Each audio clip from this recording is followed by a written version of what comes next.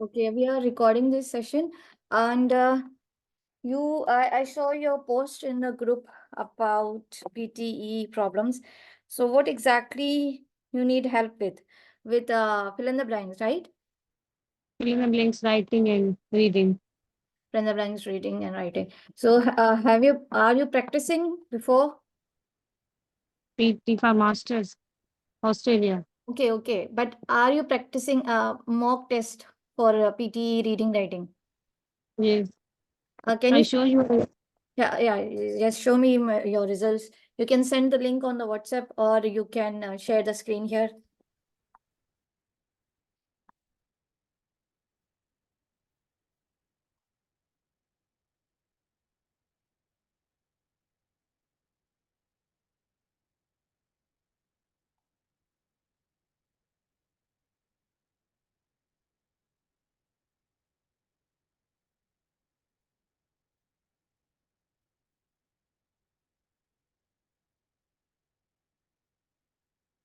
Are we here?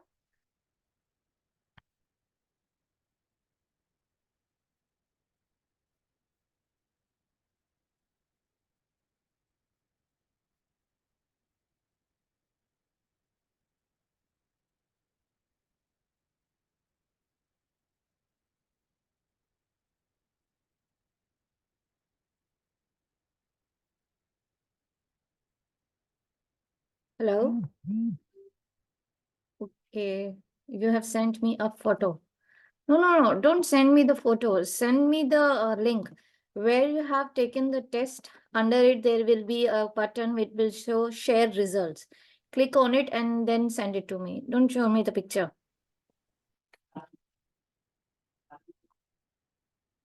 Here, from where you have taken the picture, there will be a button which will show that share the screen, share the results.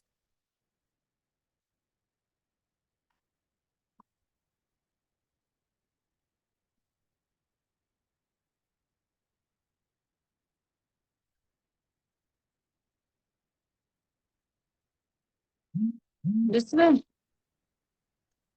Yes, yes. 1 minute. Just 1 minute.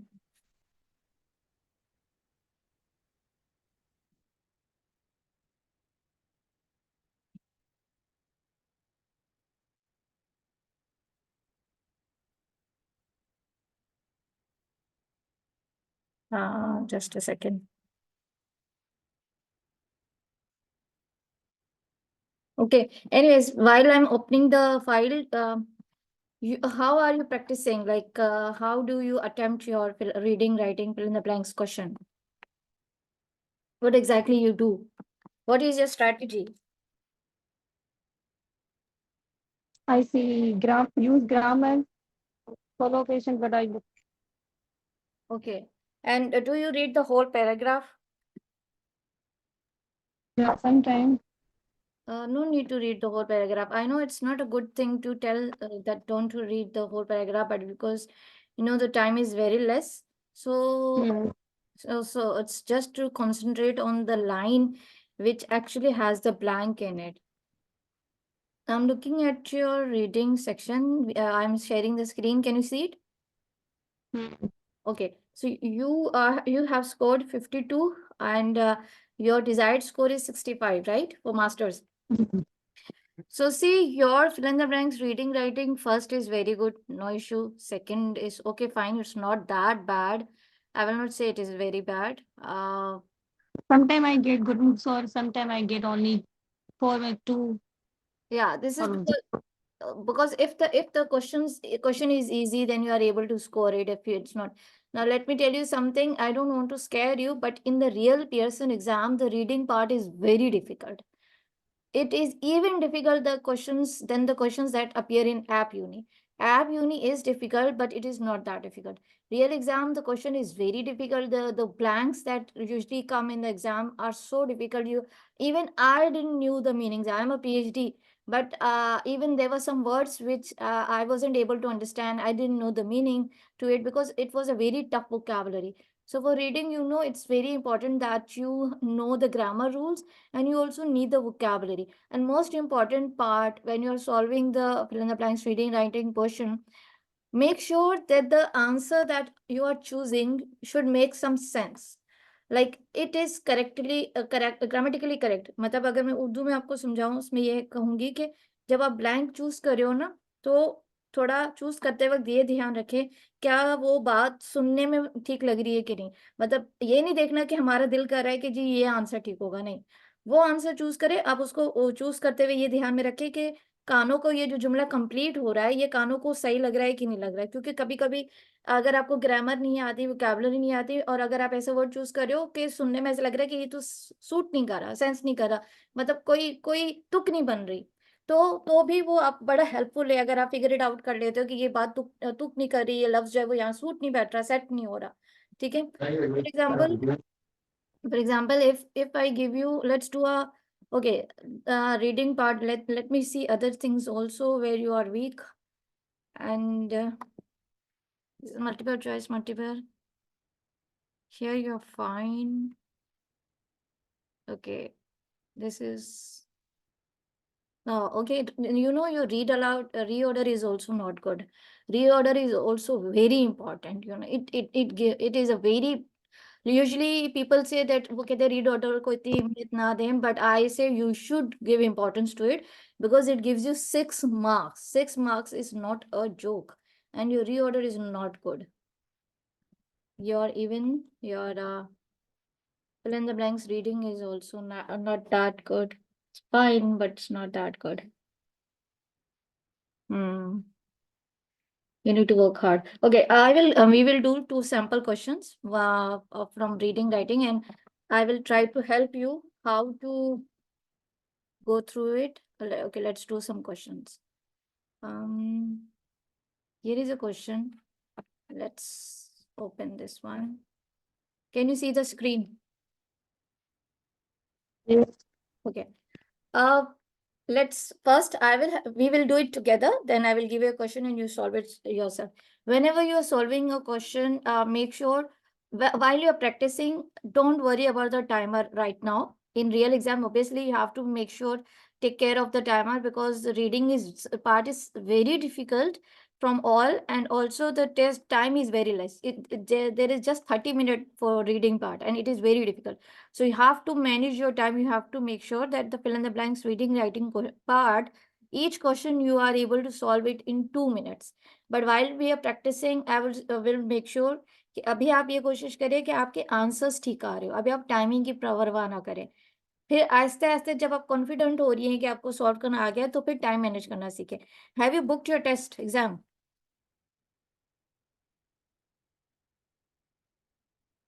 Have you booked? Not yet. Good, very good. अभी नहीं करे, जब आप ready खुद को समझे कि आप रेडी हो, आपको दिल से एक आवाज आती है कि yes I am ready now, तो कराइएगा, वरना फिर पैसे जाया होते हैं। Okay, so let's do it together.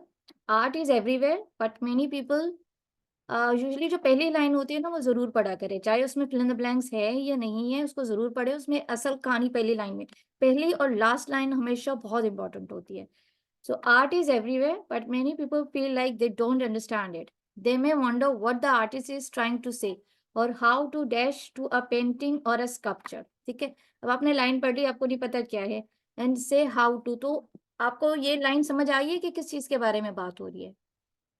What the paragraph is trying to tell you. आप खुद पढ़ें, इस लाइन को पढ़ें, पहली लाइन पढ़ें। Art is everywhere, but many people feel like they don't understand it. They may wonder what the artist is trying to say or what to. मतलब Trying, ये बोला है कि हाँ आर्ट हर जगह होती है, लेकिन कुछ मतलब लोग समझ नहीं सकते उनको। हाँ बिल्कुल, क्योंकि देखिए वो पेंटिंग्स बनी हुई होती है ना, मैं खुद नहीं समझ आती है इसमें बना क्या हुआ है, किधर आंख जा रही है, किधर नाक जा रही है। ठीक है, तो वो आर्टिस्ट को समझ आती है। तो अब थोड़ा सा ये पता चल रहा है कि तस्वीरों के बारे में, आर्टिस्ट के बारे में कोई बात होने लगी है कि वो ऐसी पेंटिंग्स बनाते हैं जो हर किसी को समझ नहीं आती, हमें भी नहीं समझ आ रहे होते, पुतले जो मुजस्मे उन्होंने बनाए हुए होते हैं, मगर उसके पीछे कोई कहानी होती है। Then so artist is trying to say how to, अभी मैं बहुत डिटेल में आपको सॉल्व करना सिखा रही हूँ, रियल एग्जाम में आपके पास इतना टाइम नहीं होगा, मगर थोड़ा सा अब ये प्रैक्टिस करें कि अपने आप को उस तरह तैयार करना है कि मैंने चीजों को किस तरह पहले अटेम्प्ट, कैसे क्वेश्चन को करना है, कैसे सॉल्व करना है, फिर बाद में टाइम मैनेज करना सीखिएगा और हो जाएगा। ये हो जाता है, विद प्रैक्टिस सब कुछ हो जाता है। So how to dash a painting or a sculpture? How to dash a painting? How to match a painting? How to enjoy a painting? How to relate a painting? How to access a painting? आपको उनके words के meaning आते हैं? Match का मतलब क्या है? मतलब मिलाना, ठीक है, enjoy, मतलब मजे लेना, ठीक है, रिलेट, मतलब उनसे कोई चीज मतलब मिल रही है ना। यानी कि आप उससे किस तरह रिलेट कर रहे हो, यानी कि ज्यादातर जो तस्वीरें होती हैं, जो आर्ट होता है, उसमें इमोशंस दिखाए हुए होते हैं। तो आप उस तस्वीर से कैसे खुद को रिलेट कर पा रहे हो, कि क्या वो आपको लगता है कि वो आपके बारे में कोई कहानी सुना रहे हैं, मतलब आप उससे किस तरह जुड़ सकते हो, ठीक है, तस्वीर से। फिर एक्सेस, मतलब उसमें अपॉर्चुनिटी वगैरह कुछ ऐसा होता है उनकी वाला। अपॉर्चुनिटी नहीं, मतलब जैसे फॉर एग्जांपल सूरज बना हुआ है, तो आप सूरज के साथ कैसे रिलेट करते हो? आपको सूरज देख के गर्मी महसूस होती है, या आपको लगता है कि इससे रोशनी होती है, इस तरह। और एक्सेस, क्योंकि हर तस्वीर के पीछे कहानी कहने की कहानी कह रहा होता है। एक्सेस, हो गया ना ऐसे। एक्सेस का क्या मतलब है? एक्सेस का मतलब है कि क्या आप उसको कनेक्ट कर, मतलब वहां तक आपकी पहुंच है कि नहीं। सो क्या होना चाहिए? What should be the answer? How to match to painting, how to ऐसे। एक्सेस टू, ठीक है। और दूसरा ग्रामिकली, ग्रामेटिकली भी देखें, इंजॉय टू हो सकता है। क्या आप इंजॉय टू करते हो? क्या नहीं, इंजॉय टू सुनने में अंग्रेजी ठीक लग रही है? नहीं। हाउ कैन यू मतलब ये होता है। हाँ, how can you access to a painting? Access to कोई सुनने में सही सेंस कर रहा है? रिलेट टू वैसे कर रहा है। हाँ, रिलेट टू, एग्जैक्टली, ये भी नोट करें, ठीक है। क्या सुनने में चीज कोई अकल वाली लग रही है, कि सेंस, कॉमन सेंस लग रही है कि नहीं, इतनी तो हमें थोड़ी बहुत अंग्रेजी आ ही जाती है। फिर आप now you read the line which has a blank. However, art is not something that requires a special knowledge or degree to appreciate it. It is dash communication that can speak our imagination, emotions and memories, ठीक है। तो it is dash communication. अब वो कह रहा है कि जी art से हमारी इमेजिनेशंस का पता चलता है, इमोशंस का पता चलता है, कोई मेमोरी, सूरज देख के आपके दिमाग में कोई मेमोरी आ जाती है, तो उसको खोल के देखते हैं। It is dash communication, it is kinds of communication, means of communication, a note to communication, a form of communication, it is a form. A form of. Good, क्यों क्यों आपने फॉर्म किया? क्योंकि आपको सुनने में वो समझ आ रही होगी ना कि मैं क्या था, हाँ हाँ मतलब ये रिलेट कर रहा था इनके साथ, मतलब एक होता है ना सेंटेंस बन रहा है। हाँ, एग्जैक्टली यही मैं कहना चाह रही हूँ कि आप वो सुनने में कानों को अच्छा लग रहा है कि it's a form of a communication, ये कम्युनिकेशन की एक फॉर्म है, शक्ल है, टाइप है। Then one way to approach art is to set it as an interactive adventure dash a passive observation, ठीक है। It's an adventure, a passive observation, active observation नहीं है क्योंकि आप वहाँ मौजूद नहीं थे। पैसिव ऑब्जर्वेशन किसी आर्टिस्ट की जो थॉट्स थी उसका आप ऑब्जर्व करिए। आप passive observation, in spite of a passive observation, instead of a passive observation, apart from passive observation, rather than। इस जुमले को दोबारा पढ़ते हैं। One way to approach art is to set it as an interactive adventure dash a passive observation। कौन सा होना चाहिए? मतलब हाँ, रीडर देन देखो लास्ट वाला। एग्जैक्टली, rather than, ठीक है। लास्ट में आते हैं, आखिरी ब्लैंक की, ब्लैंक कहाँ से शुरू हो रही है?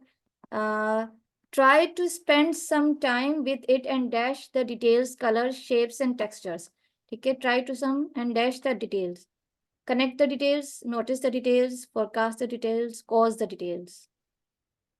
नोटिस नहीं, with uh, it and, let's see, just balancing it, work for a second. Try to spend some time in with it and dash the details, colors and connect the notice details, notice the या details। अच्छा, मुझे notice नहीं लग रहा, खैर चले, notice भी ठीक है।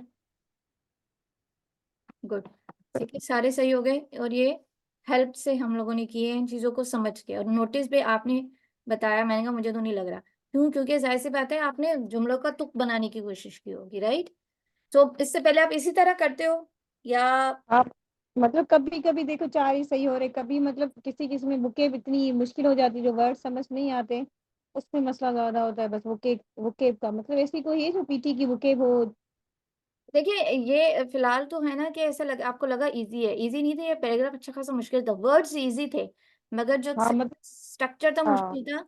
आप ये बताएं कि जो इस तरह अभी आपने रिलेट करके समझ के और जो सेंस बन रहा है, इस तरह पहले कभी सॉल्व किया है? ऐसे नहीं करती मतलब। ऐसे नहीं किया होगा ना। बिल्कुल आपने हाँ देखा अच्छी जी, मुझे मेरे दिल को ये ठीक लग रहा है ये। अच्छा एक और क्वेश्चन करते हैं, फिर मैं आपको वोकैबुलरी है इनकी दी हुई है, एक सेकंड में आपको दिखाती हूँ। यहाँ ये रहा वोकैब बुक्स रहा यहाँ पे। माय वोकैब लिस्ट है, राइट फ्रॉम डिक्टेशन वोकैबुलरी है, listening fill in the blanks vocabulary, reading fill in the blanks, basic words. तो किसी दिन बैठ के या एक हफ्ता आप सिर्फ ना इनकी जो वोकैबुलरी, ये जो किताब दी हुई है उसको बस, मतलब उसकी तकनीक क्या है कि आप सारी रटोगे नहीं, आप खुद से पूछो मुझे स्टैब्लिश का मतलब पता है, अच्छा ठीक है, आप बोल दो हाँ जी मुझे इसका मतलब पता है। आप फिर आप खुद को देखो, आप लिख दो कि जी हम, हाँ एस्टैब्लिश का आपको मीनिंग आता है कि नहीं आता। ठीक है, आप इससे फेमिलियर हो, आपने खुद को खुद आपने कह दिया कि जी मैं फेमिलियर हूँ। ठीक है, फिर खुद से पूछो मुझे अरेंजमेंट का मतलब आता है कि नहीं आता, डिटरमाइन का तो जो नहीं आता, जैसे फॉर एग्जांपल अरेंजमेंट का आता है, अब बोल दो मैं फेमिलियर हूँ। ठीक है, डिटरमाइन से आप बोल दो हाँ मैं फेमिलियर हूँ। तो इससे एटलीस्ट ये हो जाएगा कि आप जिस वर्ड से फेमिलियर नहीं होंगे वो फिर आप जाके उसको डिक्शनरी में ढूंढेंगे, तो एटलीस्ट आपके वोकैबुलरी प्रैक्टिस हो जाएगी। आई नो ये बहुत ज्यादा वर्ड्स हैं, बट फिर भी आप थोड़ा बहुत कॉन्फिडेंट हो जाओगे। ठीक है, बिकॉज आपने पूछा तो I thought I let you know where there is a vocabulary. Now let's do another question and this you will do it on your own. खुद से आप करेंगे, इसमें मैं कोई हेल्प नहीं करूंगी आपके। ये आपके पास पैराग्राफ है, मैं थोड़ा इसको मैक्सिमाइज कर देती हूँ। जितना आपने टाइम लगाना है आप इसको लगा के देखें। Now look at it. जब आप रेडी हो तो मुझे बताइएगा, मैं ये ड्रॉप डाउन मेन्यू खोल दूंगी। जोर से पढ़ें, इसको रीड करें। Are you there? बोलिए, आप रीड करें ना, भले समझाए नहीं, जैसे रीड तो होना। आप करो, you read it. The salinity of the Caspian Sea is one of the most integrating aspects। ये मुझे लाइन नहीं समझ आ रही ना। कोई नहीं, समझ नहीं आ रही पढ़ लेना, समझ आ रही है कि नहीं पढ़ रहे पढ़ रहे हैं। More than the world's ocean, ठीक है। average about one third of the salinity of seawater। The reduced salinity is hmm. due to large हाँ, fresh water। ये थोड़ा खोल, ये खोलें। फिर पूरी लाइन मतलब पढ़ें, पूरी लाइन पढ़ें। Due to the large dash of fresh water it it receives. is hmm. from rivers, particularly from the Blue Gulf। ठीक है, द रिड्यूस सेलेनिटी, तो किस चीज के बारे में बात हो रही है, कुछ समझ आ रही है? salinity जो मतलब वो से वैसे ये वर्ड क्या है, salinity का माना क्या है, इसके माना समझ नहीं आ रही मुझे। देखिए सी वाटर है ना, सी वाटर में सैलिनिटी का मतलब ये है कि थोड़ी सी नमकीन पानी होता है, सी वाटर नमकीन होता है ना, तो उसकी बात हो रही है। हाँ। वो रिड्यूस हो रही है टू लार्ज और फ्रेश वाटर की वजह से। हाँ तो this reduce salinity is due to the large dash of fresh water, तो अब वो जाहिर सी बात है फ्रेश वाटर उसके अंदर आ गया है, तो जो है इसकी सैलिनिटी यानी कि जो इसकी नमकीनियत है वो खत्म हो गई है। तो लेट्स सी क्या होता है, due to the dash of fresh water, large pressure of fresh water, depth of fresh water, rate of fresh water या volume of fresh water. Depth of fresh water depth क्यों है? मतलब अ, जैसे ocean वगैरह में मतलब ये चीज होती है ना, हम्म। तो ये प्रेशर ऑफ रिलेट नहीं कर रहा ना इसके साथ। ठीक है, डेप्थ कैसे रिलेट कर रहा है? जैसे ये मतलब जैसे ओशन वगैरह वो चीज डेप्थ में हम देखें ना फ्रेश वाटर वगैरह को। डेप्थ नहीं देख रहे ना, वो ये देख रहे हैं कि जी पहले वो पानी नमकीन था, वो फ्रेश वाटर हो गया है, तो उसमें डेप्थ की तो बात, गहराई की बात ही नहीं हो रही, गहराई से नमक नमकीन का कोई फर्क नहीं पड़ा। सी तो वैसे ही गहरे होते हैं, वो ये कहना चाह रहे हैं कि पहले वो बड़ा नमकीन था, अब वो कम नमकीन हो गया पानी, तो किस वजह से, डेप्थ की वजह से कैसे हुआ? मतलब वरना वॉल्यूम में मतलब इन दोनों में कंफ्यूजन है। ठीक है, वेरी गुड। तो आप कंफ्यूजन है तो ये तो बहुत अच्छी बात है कि आपको आपको इतना ये एटलीस्ट ये हो रहा है कि इन दोनों में से, क्योंकि ये भी अच्छी बात है कि आप जज कर रहे हो बैठ के, आपको फिल्टर आउट करना आपका काम है। ठीक है, और दूसरा वॉल्यूम, वॉल्यूम क्यों हो सकता है, वॉल्यूम का क्या मतलब हुआ? मतलब जैसे आपने बोला कि इनकी डेप्थ मतलब रिड्यूस हो रही है, वो किस चीज से हो रही है, हम्म। तो मतलब इनका फ्रेश वाटर का वॉल्यूम बढ़ रहा है ना। एग्जैक्टली, वेरी गुड, बिल्कुल ऐसे ही कॉमन सेंस लगानी है आपने। ठीक है, अच्छा आगे, fresh particularly the Volga which dash contributes about 80% of the incoming water, which. ठीक है, तो ये वोल्गा कोई पानी का दरिया का नाम है जिसकी वजह से 80% पानी आ रहा है। विच डैश कंट्रीब्यूट्स।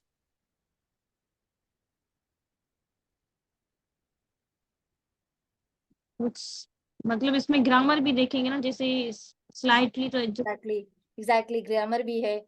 और इसमें पीछे मतलब ये एक दरिया का नाम लिया जा रहा है कि वो 80% कंट्रीब्यूट करता है, पीछे 20% बच रहा है, राइट। तो क्या होना चाहिए? मतलब स्लाइट कंट्रीब्यूट कर रहा है ना। 80% स्लाइड कैसे हुआ? वो it's contributing 80% of the incoming water. 80%, अगर आपके मार्क्स 80% आ रहे हैं तो वो क्या स्लाइड मार्क्स होते हैं? नहीं तो स्लाइट मतलब उस फिर तो इनमें से स्लाइटली नहीं हो नॉन सकता ना, हाँ स्लाइटली नहीं हो सकता। स्लाइट स्लाइट और मतलब स्लाइटली एक ही चीज हो गई ना, कि वो कह रहा है स्लाइट मीन्स हल्का फुल्का सा, ये हल्का फुल्का थोड़ी, ये तो 80% कंट्रीब्यूट कर रहा है।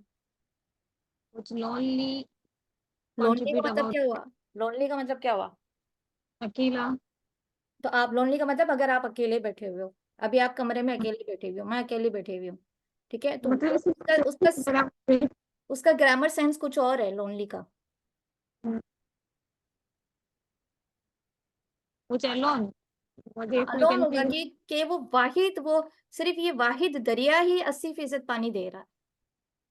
आप उसको थोड़ा उर्दू में भी वो कर सकते हैं ट्रांसलेट, ठीक है। ओके आगे। The Caspian Sea's salinity is not dashed throughout. It varies from north to south, being lower in the northern parts due to the greater influx of river water and higher in the northern part due to the, तो क्या समझ आ रही है इसे? The Caspian Sea's salinity is not throughout the vary. It varies. देखिए जुमले में कोई एक वर्ड होगा जिससे बताएगा कि इट वेरीज, यानी कि वो क्या हो रहा है, डिफरेंट है। तो कैप्सन डिफरेंट है। सी, हाँ कैप्सन सी में कहीं पे सैलिनिटी ज्यादा है, कहीं पे सैलिनिटी कम है। नॉर्थ में कहीं पे कुछ उसकी हालत है, कहीं पे कुछ है। तो let's, it is not dash through out, it is not uniform, impartial, confident, shifting. क्या होगा? मतलब यूनिफॉर्म नहीं है ना एक जगह पे। एग्जैक्टली, वेरी गुड, यूनिफॉर्म नहीं है। देखो यही है, यही सेंस होता है। आगे लाइन आप पढ़े। These different differences in. Currently, the distribution of marine life and the ecological balance of the Caspian Basin, making it a unique environment for research. Study the impact of salinity on aquatic ecosystem. The ठीक है, difference in the हाँ। distribution of marine life and ecological balance. This differences in salinity dash the distribution, ठीक है, क्या हो जाएगा? Sort of the difference in the affect हाँ ठीक है, effect on इफेक्ट कौन सा हो सकता है? ई वाला, ए वाला? ये वाला। ई वाला। वैसे ना इन और अफेक्ट अफेक्ट नहीं हो। ठीक है, ए वाला नहीं। और लेट्स सी, मैं यूजुअली कोशिश होती है कि मैं ए वाला यूज कर लूँ, ठीक है। अच्छा ए लेट्स सी, वाले उसको देखते हैं इसकी वजह क्या है, मैं मतलब देखते हैं पहले सही है कि नहीं। Let's do it. ठीक है, आपके सारे आ गए। अच्छा, इसलिए ए, जहां आप कंफ्यूज हो ना, कोशिश क्या करें, ए वाला यूज कर ले अगर आपको समझ नहीं आ रही है। मगर अफेक्ट का मतलब ये होता है कि कोई चीज दूसरे पे असर कर रही होती है। अगर मैं किसी दूसरे पे असर करूंगी तो वो ए वाला आ जाएगा। अगर मेरे ऊपर कुछ हो रहा है तो वो ई वाला होगा। मतलब अगर हम बिल्कुल ही मामूली नॉर्मल अंग्रेजी किसी लेमन बिल्कुल ही आम बंदे को मैं समझाऊं अफेक्ट एंड इफेक्ट का फर्क, तो यही बंदा कह सकता है कि difference in salinity affect the distribution, कि वो दूसरे पे असर कर रहा है। असर अगर करता है आपके हाँ। ऊपर कोई असर करेगा तो वो ई है। ठीक है, आप इस तरह उसको रट्टा कर सकते हो। सी इट, हालांकि थोड़ा सा मुश्किल था, but you did it yourself. तो इसी तरह आप करते रहिएगा, आपका हो जाएगा, ठीक है। फिर मुझे बताइएगा कि क्या हुआ। अच्छा लेट्स सी, और आपका दूसरा क्वेश्चन क्या था? Writing, fill in the blank, reading, writing, और कुछ? जैसे आपने बोला रीऑर्डर में आपने बता रही थी ना मेरा मतलब। हाँ, रीऑर्डर में आपका मसला है। अच्छा, रीऑर्डर आप कैसे अटेम्प्ट करती हैं ये बताएं। Tell me how do you do. मतलब पहले कोई इंडिपेंडेंट ग्रुप फर्स्ट फिल्म मतलब दो दो मतलब करती हूँ। मतलब एक फर्स्ट मैच हो रहा है या चारों मुझसे अगर नहीं होते तो दो दो करती हूँ, जैसे उनमें स्कोर हो जाता है ना। हाँ वेरी गुड, दो दो वाली कहानी बिल्कुल ठीक कर रही है।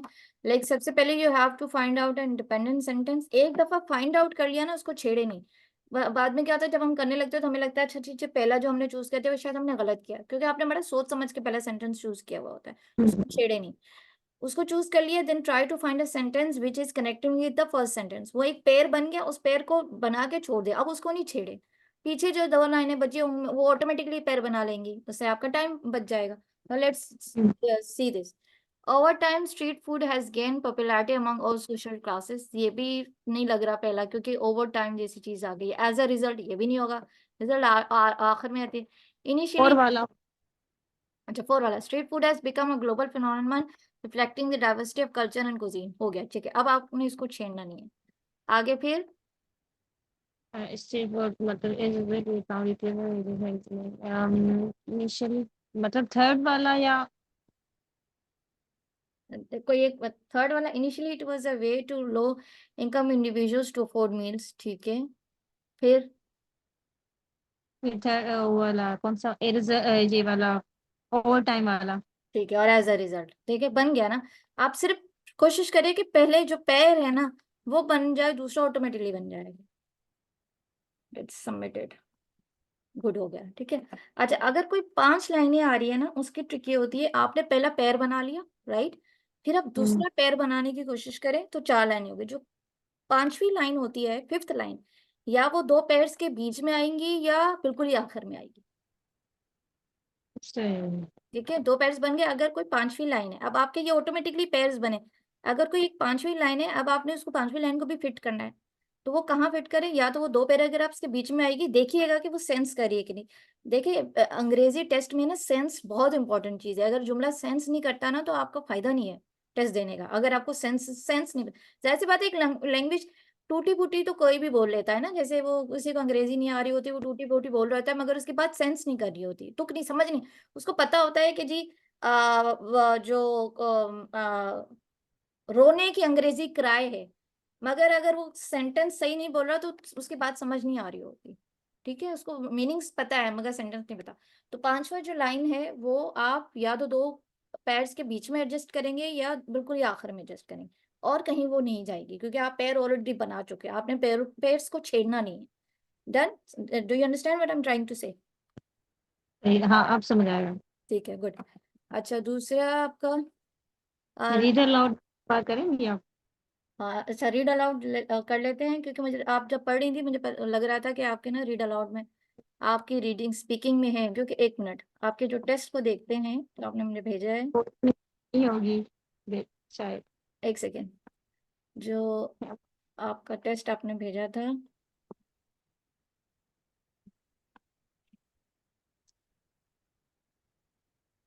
हम्म, अच्छा इसमें देखते हैं, आपका स्पीकिंग वाला पार्ट देख लेते हैं। आपका रीड अलाउड भी देखिए खराब है। आपको ये तो पता है ना कि रीडिंग में सारी बात, ये सारी चीजें कंट्रीब्यूट करती हैं, सिर्फ रीडिंग हाँ नहीं और भी। तो इसकी वजह से आपका शायद स्पीकिंग भी खराब है, वो भी आपकी रीडिंग को खराब कर रहा है। देखिए आपका स्पीकिंग अच्छा नहीं है, स्पीकिंग आपका अच्छा नहीं है।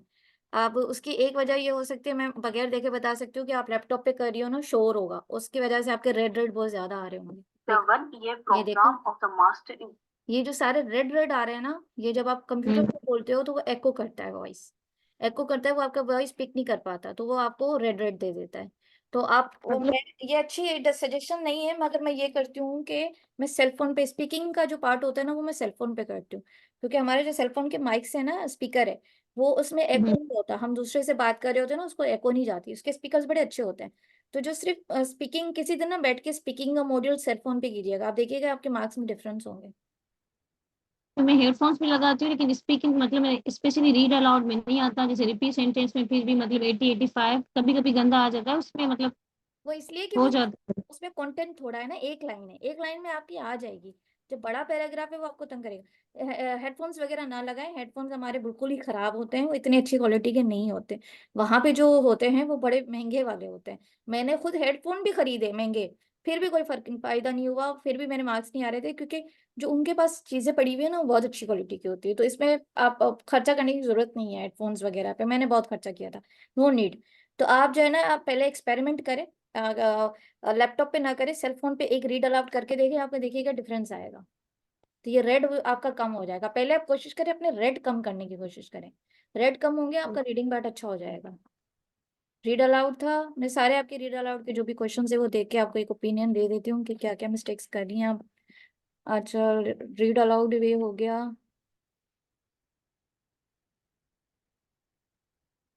अच्छा, इसमें सिर्फ रीड अलाउड ही कंट्रीब्यूट करता है।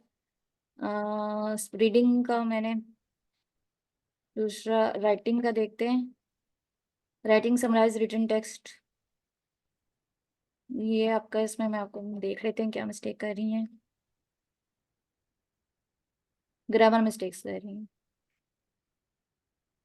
ये कॉमा थोड़ा दूर लगा दिया आपने। स्पेसी स्पेसी देखिए, आपने वो क्रॉस चेक नहीं किया अपना काम। आप जब ये लिख लें ना तो एटलीस्ट 2 मिनट पीछे ना क्रॉस चेक करने के लिए लिखा करिए। देखिए आपकी स्पेलिंग मिस्टेक है, ये ब्लंडर लग रही है मुझे, जल्दी में गलत टाइप हुई थी। जिसकी स्पेलिंग नहीं आती ना वो ना लिखे। मैंने ऐसे रट्टा लगा लिया था सारा, मगर वहां मुझे स्पेलिंग भूल गई थी एक वर्ड की, तो मैंने फिर वो वर्ड नहीं यूज किया। तो जबरदस्ती नहीं है कि आप वो वर्ड यूज करो अगर आपको चीज ही भूल रही है। If you don't know the spelling don't use it. वैसे समराइज रिटन टेक्स्ट में स्पेलिंग तो ऊपर देके आपने लिखी होगी, या आपने जल्दी में टाइपिंग में मिस्टेक्स की हैं, वरना तो ऊपर लिखी। टाइपिंग। हाँ, वरना स्पेलिंग तो ये स्पेसिफिक की तो आपने पैराग्राफ से ही देख के उठाई होगी, और क्या। मतलब ऐसी टेम्पलेट कौन सी यूज करनी चाहिए आपके हिसाब से? समराइज रिटन टेक्स्ट में कोई टेम्पलेट नहीं होता। नहीं नहीं, उन पे नहीं, वैसे मतलब जैसे समराइज स्पोकन वाला है। टेम्पलेट जो भी यूज करे, टेम्पलेट जो भी यूज करे, उससे कोई फर्क नहीं पड़ता। टेम्पलेट से असल चीज ये है कि आप उस टेम्पलेट के अंदर जो आंसर्स फिल कर रहे हो ना, वो कौन कैसे कर रहे हो, क्या कर रहे हो, किस तरह उसको कर रहे हो। अच्छा, ये रीडिंग राइटिंग तो मैंने आपको बता दी। राइट, रीऑर्डर भी मैंने आपको प्रैक्टिस करवा दी कि कैसे करना है। स्क्रीन नजर नहीं आ रही। एक सेकेंड, एक सेकेंड शेयर करते हैं।